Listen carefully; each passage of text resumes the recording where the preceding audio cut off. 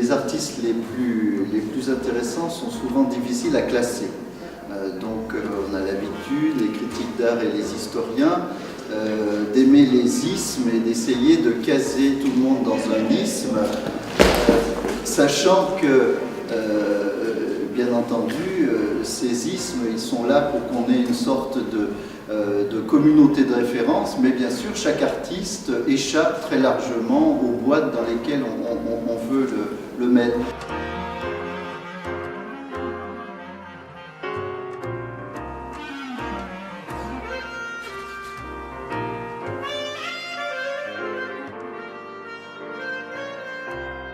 Oui, il était angoissé, bien sûr. Et qu'est-ce qu'il a fait les 10 dernières années de sa vie? Rien. Il s'est enfoncé dans son malheur d'être veuf. Il ne supportait pas de se retrouver seul. Il venait nous voir et puis tout d'un coup, il y avait une crise, il se barrait. Et il allait voir plusieurs médecins qui lui prescrivaient un tas de saloperies. Ce qui fait qu'il était toujours dans le potage.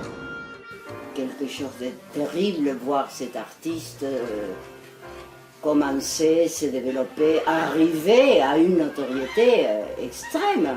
Quand les pop art arrivent, lui est à New York et il avait été déjà partout.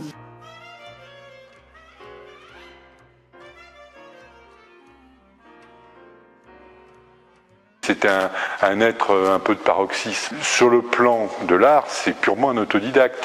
Il a fait Sciences Po, il a fait du latin, il a fait du grec. C'était quelqu'un de brillant. Ensuite, il est rentré au ministère des Finances. Et moi, je me souviens, il nous disait je reste 2 mois de plus, je me jette par la fenêtre. Il était rédacteur en chef. C'était un homme enthousiaste. Il disait à sa femme, vous verrez, parce qu'il vous voyait, je deviendrai immensément riche. Enfin, il était dans un état tout d'un coup d'ébullition incroyable. Et pour lui, tout allait arriver.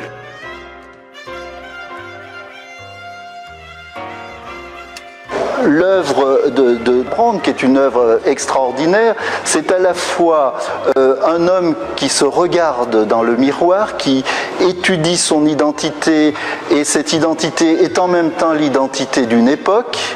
Et enfin, c'est un artiste qui invente. Pourquoi il est si difficile à classer?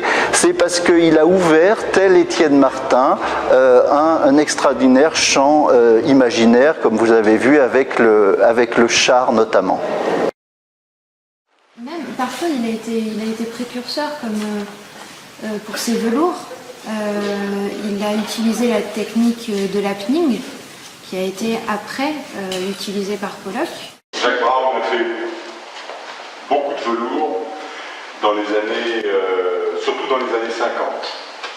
Il a peint énormément, il jetait, il lançait sa peinture. Donc sur ces velours, donc bien sûr on pense à la technique du dripping, mais il y a aussi beaucoup de signes, ce qui s'éloigne quand même du dripping en soi.